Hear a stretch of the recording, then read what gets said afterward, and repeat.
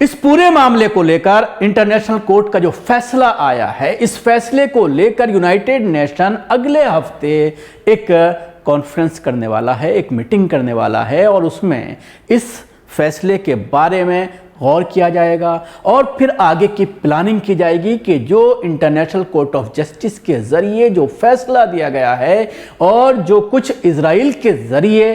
کیا جا رہا ہے فلسطین میں نسل کشی قرار دیتے ہوئے، یہ کہا گیا ہے کہ وہاں پر فوری ریلیف کی ضرورت ہے، وہاں پر جو نسل کشی ہو رہی ہے اس کو روکنے کی ضرورت ہے۔ یہ تمام جو فیصلے دیے گئے ہیں انٹرنیشنل کورٹ آف جسٹس کے ذریعے، اس پر یونائٹڈ نیشن ایک بیٹھک کرنے والا ہے۔ لیکن سوال یہ کھڑا ہوتا ہے کہ کیا اس بیٹھک کا کچھ نتیجہ نکل کر آئے گا، کیونکہ اس سے پہلے جو یونائٹڈ نیشن کے ذریعے ابھی تک اس معاملے کو لے کر، غزہ جنگ کو لے کر کے جو بھی فیصلے کیے گئے ہیں وہ امریکہ کے ذریعے ویٹو کیے گئے ہیں۔ اقوام متحدہ کی سلامتی کونسل پریزیڈنسی نے کہا ہے کہ کونسل کا اگلے ہفتے ہونے والا اجلاس عالمی عدالت انصاف کے اس فیصلے پر ہوگا جس میں اسرائیل سے غزہ میں نسل کشی بند کرنے کا مطالبہ کیا گیا ہے۔ فرانسیسی خبر رساں ادارہ AFP کے مطابق بدھ کو ہونے والا یہ اجلاس الجزائر کی جانب سے طلب کیا گیا، جس کی وزارت برائے خارجہ امور کا کہنا ہے کہ یہ اجلاس عالمی عدالت انصاف کے فیصلے اور ان اقدامات کی حمایت کا عکاس ہوگا جن کا اسرائیل کو پابند بنایا گیا ہے۔ خیال رہے کہ عالمی عدالت انصاف نے جمعے کو جنوبی افریقہ کی اسرائیل کے خلاف درخواست پر عبوری حکم جاری کرتے ہوئے جنگ زدہ غزہ کے شہریوں کے لیے ہنگامی اقدامات کرنے کو کہا تھا، تاہم عدالت کی جانب سے جنگ بندی کا حکم نہیں دیا گیا۔ عالمی عدالت انصاف نے غزہ میں اسرائیل کی بمباری سے نسل کشی کے الزامات پر جنوبی افریقہ کی درخواست پر ابتدائی فیصلہ سناتے ہوئے کہا کہ اسرائیل کے خلاف نسل کشی کی کنونشن کے تحت مقدمے کی سماعت کا اختیار ہے۔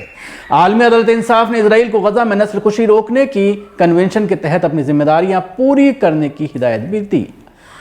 عدالت نے اسرائیل سے کہا ہے کہ وہ اپنی فوج کی نسل کشی والے اقدامات کی تحقیقات کرے، اسرائیل فوری طور پر غزہ میں انسانی امداد پہنچانے کے راستے کھولے۔ عدالتی فیصلے کے مطابق اسرائیل عالمی عدالت کے دیے گئے احکامات پر عمل کر کے رپورٹ جمع کرائے۔ عدالت نے مقدمے کی سماعت نہ کرنے اور جنوبی افریقہ کی درخواست خارج کرنے کی اسرائیل کی استدعا مسترد کر دی ہے۔